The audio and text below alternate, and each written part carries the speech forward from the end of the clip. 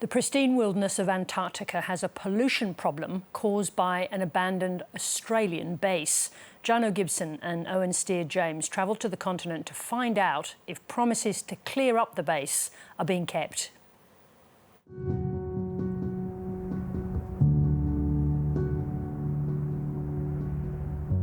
Antarctica, an icy wilderness largely untouched by humans.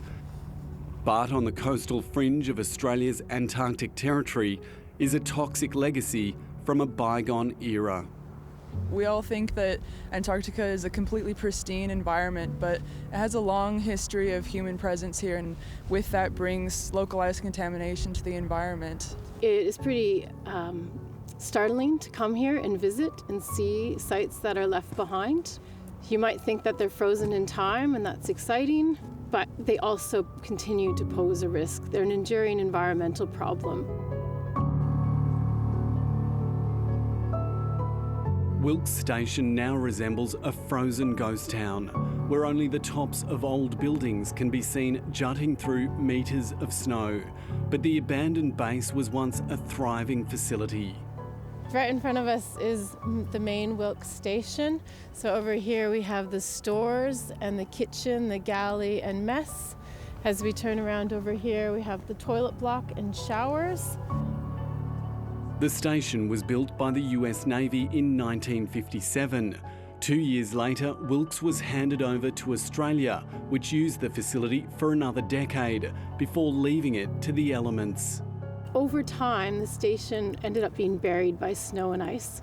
So the Australian program looked to a new site that could propose a new home for their research station, which has become Casey Station.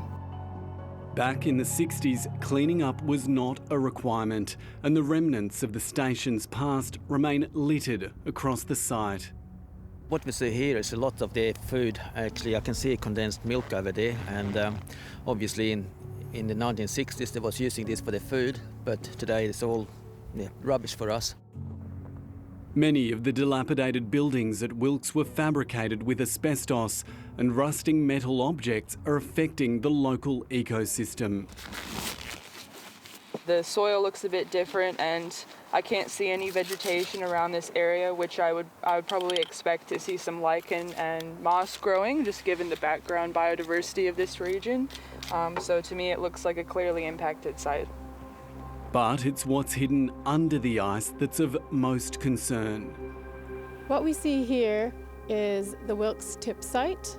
There's a few barrels in the foreground, and then behind that is the rubbish dump. The snow-covered dump contains a huge cache of old rusting barrels, some with diesel and jet fuel, others with chlorinated solvents and synthetic chemicals. We can probably only see about 3 to 5% of what exists at this site, and what we think remains is still in the thousands of barrels. It's not known how much fuel is still contained in the barrels, but there's an estimated 10,000 cubic metres of contaminated soil, and over the years there have been signs of leakage into the nearby bay, which is only a few kilometres from large penguin colonies. Sometimes we have seen fuel slicks come off of that tip site to the ocean, so that's not a very good look. Photos from 1992 show the last major summer melt at Wilkes, when the entire station became fully exposed. As the climate continues to warm, a similar melt could have dire consequences. They wouldn't be good because obviously you would have a lot of contaminants start moving, and from our point of view there would be a disaster, so we better deal with it sooner than later. Australia has been promising to remediate Wilkes since the late 1980s, and over the years there have been surface-level cleanups and the removal of some of the fuel stockpile, but much of the original waste remains. In total on the site, we're looking at around 20 Olympic-sized swimming pools of rubbish and contaminated soil. 2 years ago, a French inspection team warned that Wilkes posed a clear risk to the environment, and last year a federal parliamentary inquiry chaired by Labor called for the station's full remediation by 2030. International conservationists say action needs to be taken before it's too late. The issue especially is in Antarctica, it's hard to get to. So if something does happen, if there is an emergency, it's hard to clean it up. So even though it's expensive to do it on a proactive basis, it's going to be a lot easier to do it than waiting for something. The Australian Antarctic Division says work in Antarctica takes far more time than in Australia due to its remoteness, complex logistics, extreme environmental conditions and long planning lead times. And while the Antarctic Treaty System calls for the removal of historical waste, it says this should only be done if it doesn't cause additional environmental problems.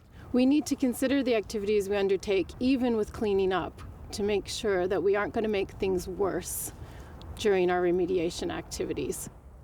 A comprehensive risk assessment funded by the federal government has been underway for several years, involving a range of technologies, including drone-mounted ground-penetrating radar and laboratory testing to find out the types of microbes that live in the area and their tolerance for different levels of contamination. The species that are found, especially in East Antarctica, aren't found anywhere else in the world. Like, they're only present here.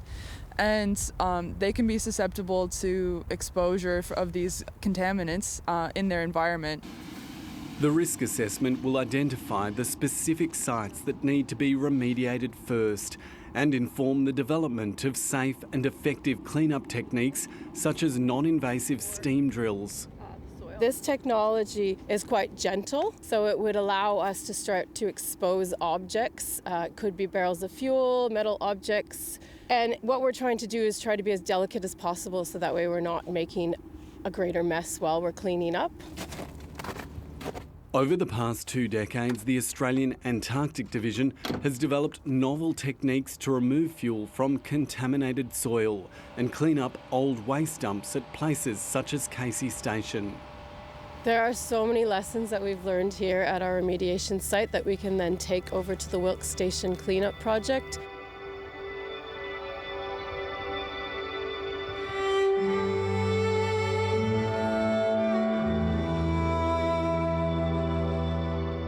But a key issue remains the cost.